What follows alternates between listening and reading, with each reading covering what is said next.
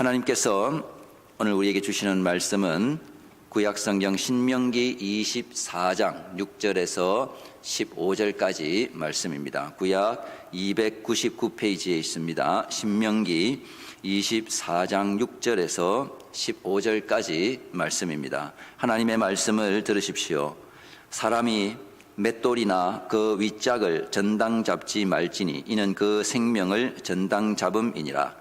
사람이 자기 형제 곧 이스라엘 자손 중 한 사람을 유인하여 종으로 삼거나 판 것이 발견되면 그 유인한 자를 죽일지니 이같이 하여 너희 중에서 악을 제할지니라. 너는 나병에 대하여 삼가서 레위 사람 제사장들이 너희에게 가르치는 대로 내가 힘써 다 지켜 행하되 너희는 내가 그들에게 명령한 대로 지켜 행하라. 너희는 애굽에서 나오는 길에서 내 하나님 여호와께서 미리암에게 행하신 일을 기억할지니라. 내 이웃에게 무엇을 구워줄 때에 너는 그의 집에 들어가서 전당물을 취하지 말고 너는 밖에 서 있고 내게 꾸는 자가 전당물을 밖으로 가지고 나와서 내게 줄 것이며 그가 가난한 자이면 너는 그의 전당물을 가지고 자지 말고 해 지를 때에 그 전당물을 반드시 그에게 돌려줄 것이라. 그리하면 그가 그 옷을 입고 자며 너를 위하여 축복하리니 그 일이 내 하나님 여호와 앞에서 내 공의로움이 되리라. 공궁하고 비난한 품꾼은 너희 형제든지 내 땅 성문 안에 우거하는 객이든지 그를 학대하지 말며 그 품삯을 당일에 주고 해 진 후까지 미루지 말라. 이는 그가 가난함으로 그 품삯을 간절히 바람이라. 그가 너를 여호와께 호소하지 않게 하라. 그렇지 않으면 그것이 내게 죄가 될 것임이라. 아멘. 신명기 24장에서는 계속해서 짤막짤막한 율법의 규정들이 연이어서 나타납니다. 내용들을 보면 이게 종교적이라기보다는 매우 생활 밀착형 규정들이 나타나는 것을 볼 수 있습니다. 그래서 이것들이 과연 하나님을 잘 믿는 것과 무슨 상관이 있는가 하는 생각이 들 정도입니다. 우리가 일반적으로 생각하는 종교심, 종교성 또는 신앙심이라고 하는 걸 생각을 해보면 뭐가 머리에 제일 먼저 떠오르십니까? 신앙이 좋다. 그 사람 아주 종교 생활을 열심히 한다는 말을 할 때 전형적으로 사람들이 생각하는 어떤 이미지가 있습니다. 예를 들어서 절에 다니는 사람의 경우에는요, 그냥 절을 다니는데 좀 열심히 다닌다 이러면 개량 한복 같은 그런 단색의 옷을 입고 손에는 염주를 들고 가까이 가면은 이렇게 향냄새가 나고 말수가 적고 조용한 분위기에 또 아침 일찍 일어날 것 같고 또 음식도 아주 절제해서 먹고 인사를 할 때는 손을 모아서 합장을 해서 인사를 할 것 같은 그런 이미지가 떠오릅니다. 4월 초파일에 절에 한 번 가는 사람 말고요, 아주 불심이 깊은 사람은 이럴 것 같은 느낌이 드는 거죠. 자, 그러면 교회 다니는 사람, 기독교 신앙이 깊은 사람은 어떤 이미지가 있을까요? 이것은 우리가 기독교 신앙 안에 있기 때문에 감이 좀 잘 오지를 않는 것 같습니다. 자, 우리는 내부인이기 때문에 외부인의 시선으로 어떻게 보이는지가 감을 잡기가 어려운데요. 그리고 저는 모태신앙으로 지금까지 왔기 때문에 특히나 세상 사람들이, 그러니까 불신자들이 기독교 신자를 보는 그 이미지가 어떠한지에 대해서는 사실 잘 모르겠습니다. 그래서 2024년에 한 통계를 보니까 기독교에 대한 이미지가 응답자들의 한 절반 정도 기독교 또는 기독교인에 대한 생각이 거리를 두고 싶다, 사람들이 좀 이중적이다, 이런 이미지를 가지고 있다는 통계를 보았습니다. 그래서 비유하자면 마치 매너 없는 영업사원 같은 이미지가 아닐까 하는 생각이 듭니다. 그러니까 판매하는 상품, 복음은 좋다고 홍보를 하는데 정작 이 판매자의 태도가 무례하거나 상품 설명과 전혀 실제 삶이 너무 다를 때 사람들이 그 브랜드 자체를 깊이 하는 것과 같은 비슷한 상황이 아닌가 하는 생각이 듭니다. 그래서 이 기독교인에 대해서 사람들은 종교인이라기보다는 아주 세속적인 생활형 인간으로 생각하는 경우가 더 많은 것 같습니다. 그러나 사실 기독교인이 생활형 인간이라는 것은 아무런 문제가 되지 않습니다. 자, 그 앞에 붙는 한 단어, 그러니까 세속적인, 그러니까 이 말 때문에 문제가 되는 것이지, 기독교인은 속세를 벗어나서 산에 들어가서 현실을 외면하고 사는 사람들이 아니죠. 지극히 현실적인 삶을 살아가는 것이 우리 기독교인입니다.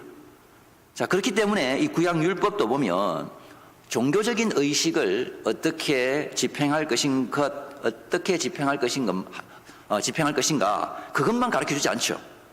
레위기를 보면 그건 대부분 이스라엘 백성들이 하나님을 예배하는 법에 대해서 가르쳐주는 율법입니다. 그러나 출애굽기, 레위기, 민수기, 신명기까지 이 모세가 전하는 그 율법은 지극히 현실적이고 매우 생활 밀착형이고 가장 사람의 본성이 잘 드러나는 돈 문제, 이 경제 문제까지도 깊숙이 다루고 있습니다.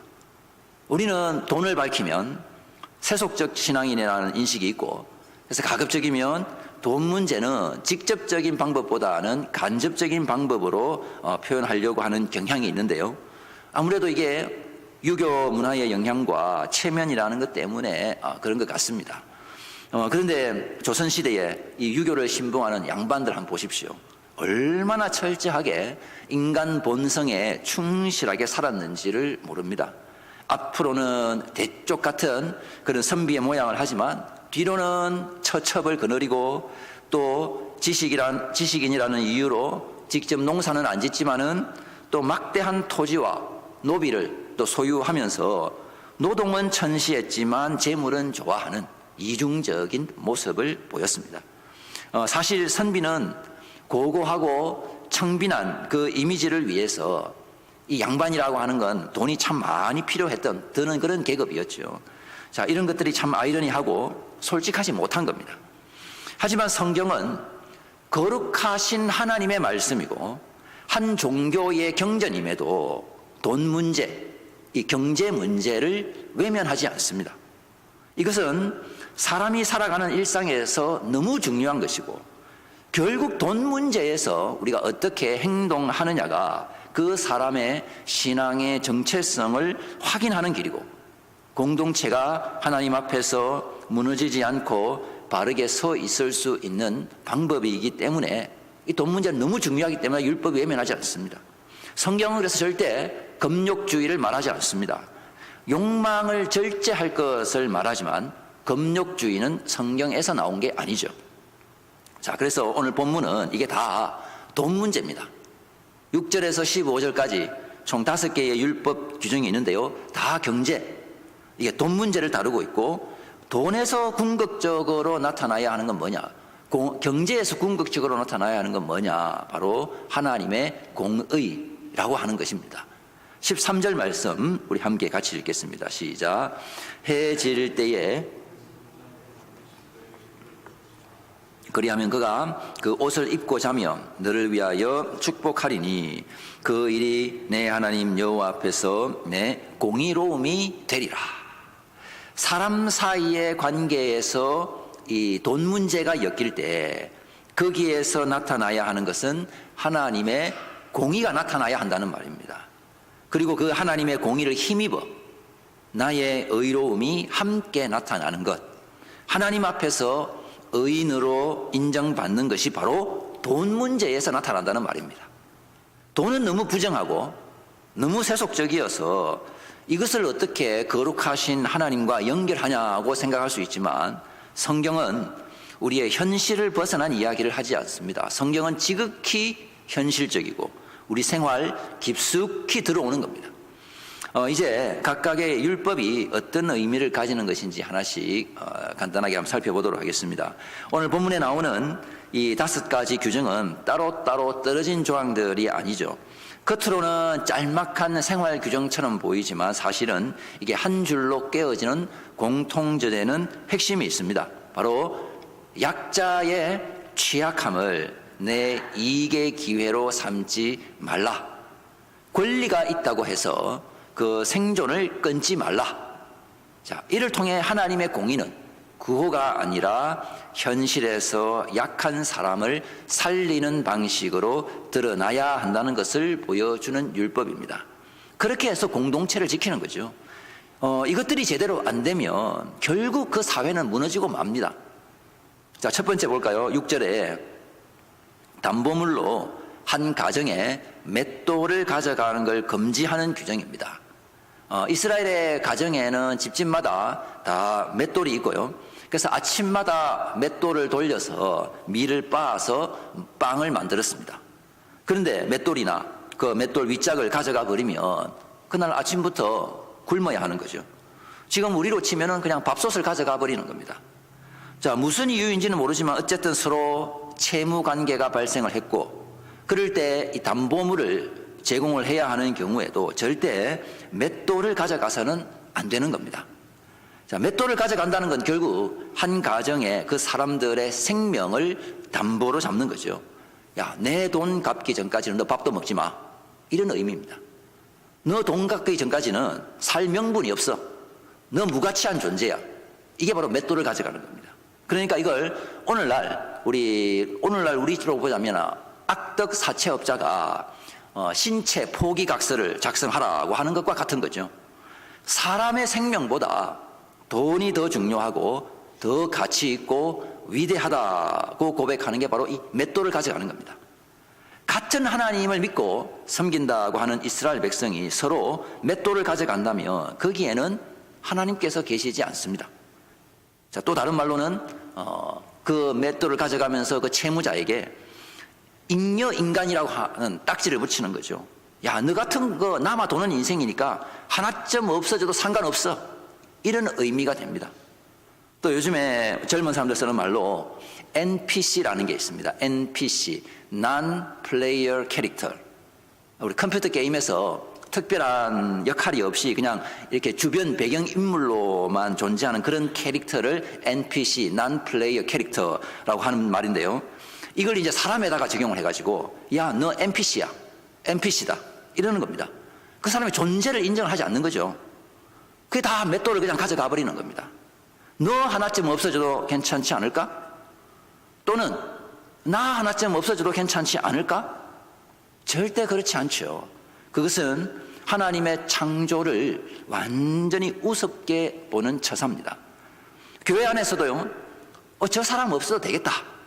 우리가 그렇게 생각을 한다면 그게 바로 맷돌을 가져가 버리는 겁니다. 그 사람을 NPC로 취급해 버리는 거죠. 두 번째, 7절에 인신매매 금지법입니다. 여러분도 기억하시겠지만 제가 어릴 때 80년대, 이렇게 90년대 초반까지 보면 한참 인신매매 조심하라는 뉴스가 많이 있었습니다. 기억하실 텐데요. 부녀자들, 아이들, 심지어 남자들까지 잡아가서 사창가나 염전노예나 고기잡이 배에 팔아버린다고 그랬었죠. 그래서 학교 주변에 봉고차가 보이면 조심을 해라 그랬습니다. 근데 최근에 다시 또 이런 인신매매, 봉고차가 갑자기 나타나서 한국에도 CCTV가 많잖아요. 근데 그 CCTV 사각지대를 잘 피해서 바로 사람을 납치한다는 일이 많아지고 있다는 소식을 들었습니다. 근데 요즘 인신매매의 목적은 옛날하고는 달라진 게 주로 뭘로 가겠습니까? 장기 매매하는 쪽으로 간다고 하더라고요. 무서운 세상입니다. 그리고 지금 또 미국에서 난리가 난 게 있죠. 앱스틴 파일이라고 해서 이게 어디까지가 진실이고 또 음모론인지 도저히 알 수 없는 일이 발생을 했는데요. 왜 인신매매가 발생할까요? 있을까요? 결국 사람을 물건으로 보기 때문입니다. 사람을 그냥 나의 이익을 위한 도구로만 보는 겁니다. 하나님의 형상으로 창조된 인간을 물건으로 취급하고 매매하고 죽이고 내 욕망을 채우는 수단으로 생각하는 것은 곧 이것은 하나님을 향한 살인 행위입니다. 그러니까 하나님의 창조를 모욕하는 거죠. 그래서 인신매매범은 사형이라고 율법이 아주 강력하게 명령합니다. 따라서 내가 실제로 사람을 인신매매를 하지 않더라도 만일에 내가 사람을 도구로만 본다면 그 자체로서 존엄성을 가지고 있는 그 사람의 존재를 무시하고 나에게 이익이 될 것인가 말 것인가 이렇게 판단한다면 그 인신매매와 다를 바가 없는 것입니다. 사람을 수단화하는 것, 이건 인류 역사 속에서 계속해서 있어 왔던 일이죠. 심지어 사람은 자기가 자기 자신을 도구화하기도 합니다. 이건 자기가 자기 자신을 상대로 인신매매를 하는 거죠. 그러니까 다른 사람이 아니라 자기 자신. 요즘에 젊은 사람들 MZ 세대라고 이야기를 하죠. MZ 세대 용어 중에 갓생이라는 말이 있습니다. 갓생. 영어로 God, 하나님, God. 그리고 날생자. 그래서 갓생. 부지런하고 생산적인 삶 또는 일상에서 소소한 성취감을 얻는 일을 규칙적으로 하는 것을 뜻하는 말입니다. 그러니까 열심히 사는 것, 자기 개발하는 것. 그래서 신이 인정하는 바람직한 인생이다. 그런 의미로 갓생. 요즘 참 새로운 용어가 너무 많아서 따라가기가 힘이 듭니다. 자기 개발 성실히 하는 사람을 일컫는 말인데요. 이게 지나치면 어떻게 되겠습니까? 결국은 자기 착취로 가는 거죠. 잘못하면 갓생 살려고 했는데 잘 안 되면 야, 나 쓸모없어. 다 털렸네. 인생 털렸어. 이렇게 생각을 하고 또 갓생을 잘하는 사람은 그러지 못하는 사람들을 향해서 야, 너 왜 그래? 그것도 못하냐? 라고 비난을 하고 그러는 거죠. 그러다가 갓생이 잘 안 돼가지고 완전히 실패해 버리면 또 그거를 뭐라고 하냐? 갓생의 반대, M생. 이건 완전히 안 좋은 말인데요. 그러니까 인생 끝났다. 이건 인생 막장이다. 또 이렇게 생각을 한다는 거죠. 참 요즘 젊은 MZ 세대들 사이에서 그런 트렌드가 있다고 합니다. 자, 갓생이든 M생이든 이게 왜 이렇게 했습니까? 자기가 자기 자신을 지금 인신매매하고 있는 거죠. 자기가 자기 자신을 수단화시키고 도구화해서 사는 겁니다. 진정한 갓생, 하나님께서 인정하시는 인생은 뭔가 쓸모가 있어서 되는 게 아닙니다. 자, 공의로움이 되는 것, 하나님 앞에서 쓸모 때문이 아니죠. 세상은 쓸모를 이야기하지만 하나님께서는 뭘 말씀하시냐? 존재를 말씀하시는 겁니다. 아마도 우리 현대인들 대부분 자기 자신을 향해서 인신매매를 하고 있는지도 모릅니다. 그리고 그걸 기준으로 또 다른 사람을 평가하면서 그 사람의 쓸모만을 생각을 하는 거죠. 이거는 목사도 참 조심해야 할 일입니다. 목회 성공을 위한 수단으로 성도들을 대하면은 안 되겠죠. 그래서 우리 한국 교회는 좀 쓸모라고 하는 것에 편향되어 있는 측면이 있어서 우리가 이게 쓸모 때문에 교회 출석하는 게 아니잖아요. 그래서 제가 강조하는 것이 모든 봉사에 자원하십시오. 억지로 하지 마시고 할 수 있는 만큼 하십시오. 기쁨과 감사로 봉사하십시오라고 계속 강조하는 이유이기도 합니다. 쓸모 때문이 아니라 하나님의 자녀라고 하는 그 존재의 기쁨으로 우리가 섬기는 것이기 때문입니다. 일 잘 못해도 됩니다. 잘 못하면 또 누가 뭐라고 할까 봐서 그게 두려워서 아예 안 하는 것도 있죠. 그것도 다 내가 쓸모라고 하는 것에 너무 집중하기 때문에 그렇습니다. 우리 모두는 존재 자체로서 존귀한 하나님의 자녀들입니다. 자, 세 번째 8절에서 9절까지 나병에 관한 율법의 명령이 있는데요. 이건 이미 레위기에서 주어진 명령입니다. 그러니까 그걸 다시 한번 상기하면서 이것들을 잘 지키라고 하는 당부의 말입니다. 새로운 율법이 아니라 이미 주어진 그 나병의 규례를 잘 지키라는 다시 한번 리마인드 하는 거죠. 갑자기 피부병에 관한 것이 나와서 흐름이 끊어지는 것 같은 생각이 들지만 나병은 죄의 전념성을 상징하는 것이고 특히 이 미리암의 사건을 기억하라고 해서 하나님의 질서를 무너뜨리는 죄의 전념성을 조심하라는 명령입니다. 자, 미리암 사건은 민수기 12장에서 모세가 구스 여인과 결혼을 한 것 때문에 미리암이 모세를 비방했다가 나병에 걸리고 다시 치료받은 그 사건을 말합니다. 그러니까 하나님의 권위와 질서에 대한 도전이었기 때문에 문제가 되는 것이었고 이것은 공동체에 나쁜 영향을 미치는 것이었기 때문에 하나님께서 엄하게 다스리신 겁니다. 그러니까 인간의 존엄성을 훼손하고 사람을 도구로만 보는 이런 악한 일은 굉장히 전념성이 강한 무서운 죄악입니다. 우리가 혼자 사는 게 아니고요. 반드시 공동체로 밖에는 존재할 수가 없는데, 그래서 이 나병 그리고 미리암 사건을 기억하라고 해서 절대 이스라엘 공동체 내에 사람을 도구로 보는, 썰모를 기준으로 평가하는 그런 누룩과 같은, 나병과 같은 전염병이 돌지 않도록 조심하라는 말씀입니다. 철저하게 밝혀내고, 죄는 나병을 처리하듯이 격리하고 그 죄의 연결을 끊어내라는 말이죠. 자, 네 번째 10절에서 13절까지 이것은 담보물 선택 금지법입니다. 자, 이웃끼리 서로 뭔가를 빌려주고 돌려받는 일이 있을 수 있습니다.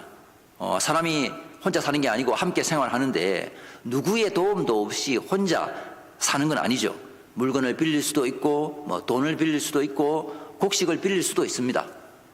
이때 채무를 반드시 이행하겠다는 그 약속으로 담보물을 제공을 할 수 있는데요. 서로 신용으로만 할 수도 있겠지만은 담보물이 필요할 수도 있습니다. 그래서 성경은 지금 담보물 자체를 지금 금지하는 게 아니죠. 채권과 채무 관계를 담보물을 통해서 명확하게 규정을 하고 반드시 약속은 지켜야 된다. 약속 말만 해놓고 안 지키면 안 되잖아요.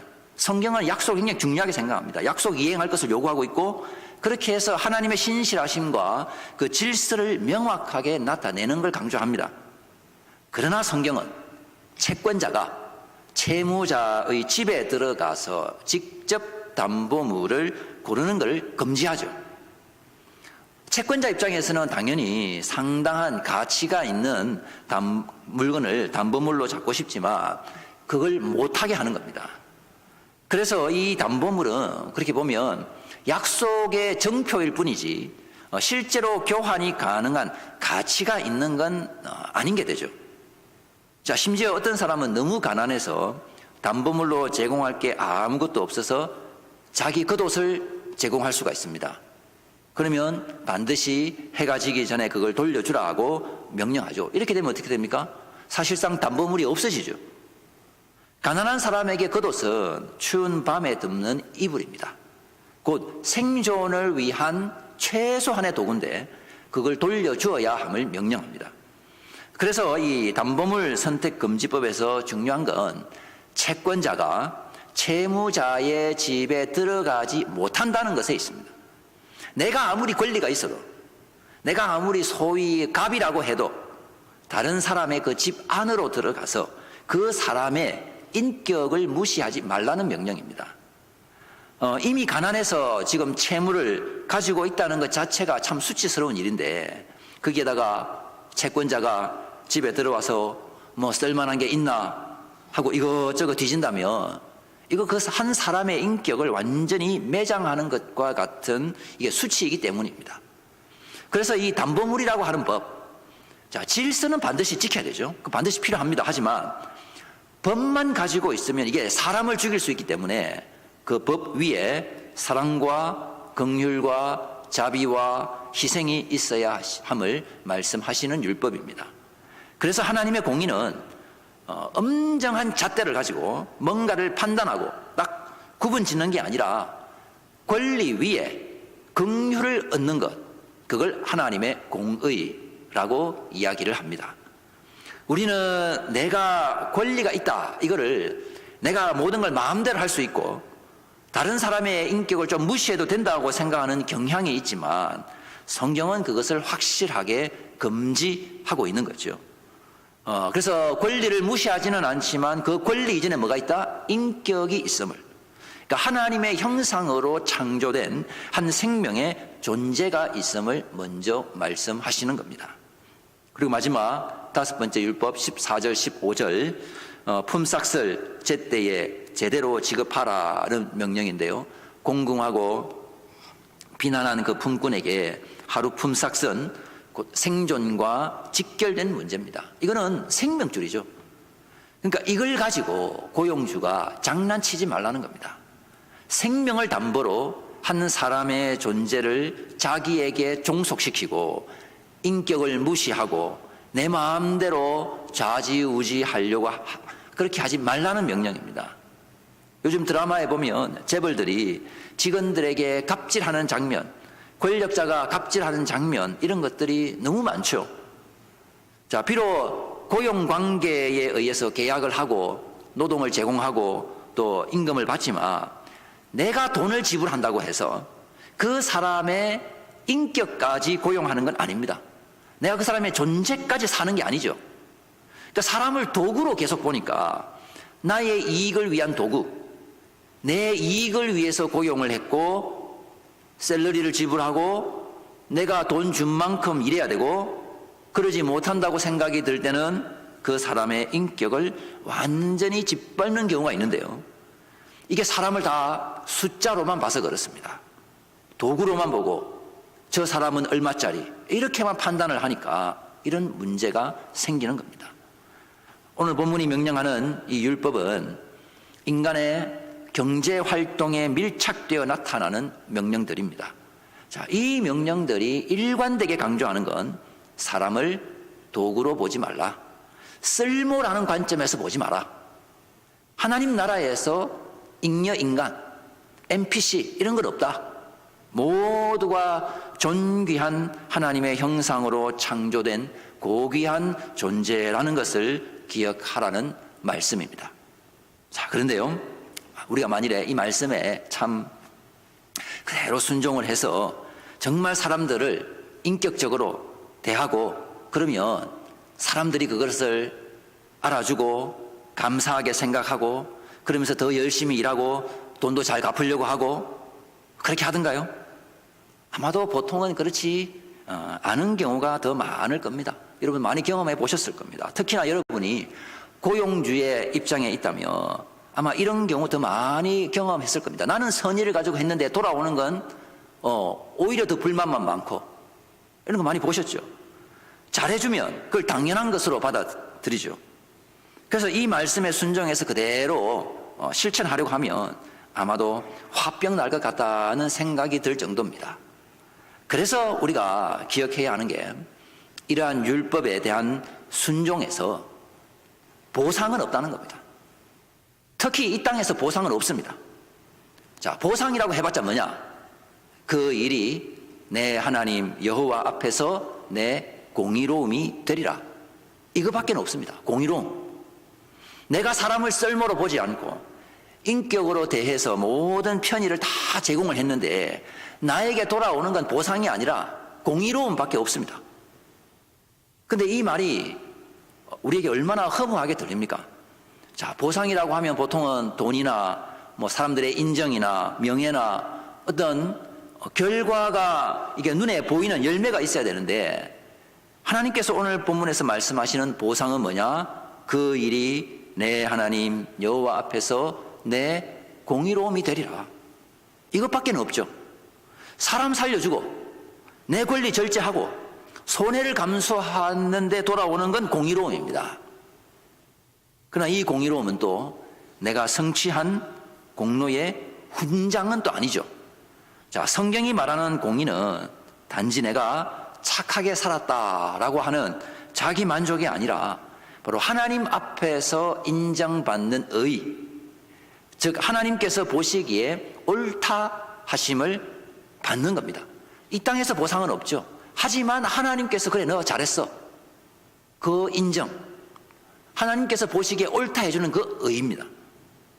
근데 문제는 사실은 우리가 이 율법을 온전히 지켜가지고는 이 의를 바르게 이 의를 얻을 수가 없다는 데 문제가 있습니다.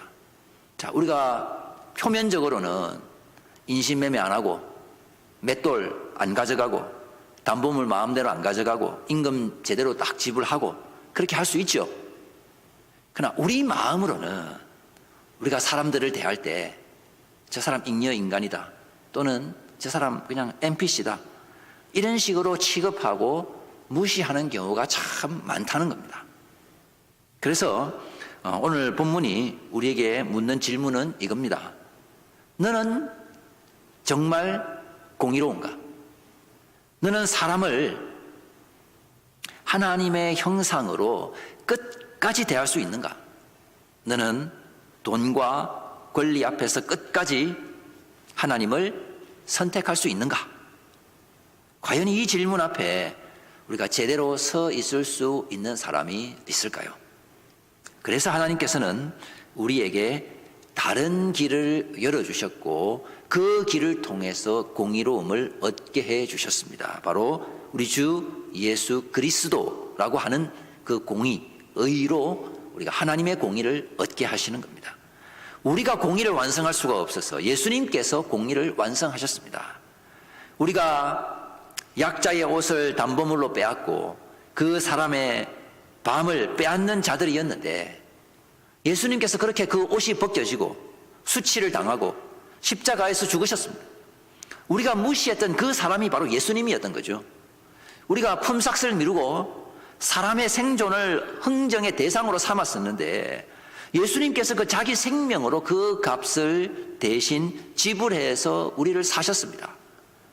그래서 우리의 공의로움은 우리가 만들어내는 의가 아니라 그리스도의 의에 참여하는 것으로 나타나는 하나님의 의입니다. 다시 말해서 오늘 본문의 결론은 너희가 이 율법 잘해서 공의로움, 의인이 되라가 아니라 우리는 실패했지만 이 율법을 성취하시고 완성하신 그 그리스도의 의를 힘입어 그 공의로움을 나타내라는 말씀으로 우리가 읽어야 하는 것입니다. 그래서 그리스도의 의가 너희에게 임했으니 그 의의 빛으로 이제는 살아라 하는 말씀인 거죠. 그러면 어떻게 우리가 의의 빛으로 예수 그리스도의 의의 빛으로 살 수 있을까요? 우리는 어두운 세상 가운데 세워진 가로등입니다. 가로등이 어둠을 완전히 몰아내지는 못합니다. 그거는 낮이 되고 태양이 떠올라야 되죠. 하지만 가로등이 있으면 그 빛 가운데 사람들이 길을 잃지 않고 넘어지지 않고 두려움 없이 길을 걸어갈 수 있습니다. 가로등은 약하지만 어둠 속에서 누군가를 살릴 수 있는 빛입니다. 자, 그런 방식으로 우리는 하나님의 공의를 이 땅 가운데 나타내는 겁니다. 이게 진정한 갓생, 하나님께서 인정하시는 인생, 뭔가 쓸모가 있어서 인정받는 삶이 아니라 우리의 존재로서 그리스도의 의를 힘입어 빛을 비추는 존재가 되는 것, 그게 바로 갓생, 그 일이 내 하나님 여호와 앞에서 내 공의로움이 되리라, 이 말씀입니다. 그러므로 우리 참 빛이 되시는 그리스도의 의를 힘입어 오늘도 어두운 세상 한복판에서 의의 빛을 비추며 살아가는 우리 모두가 되시기를 바랍니다. 기도하겠습니다.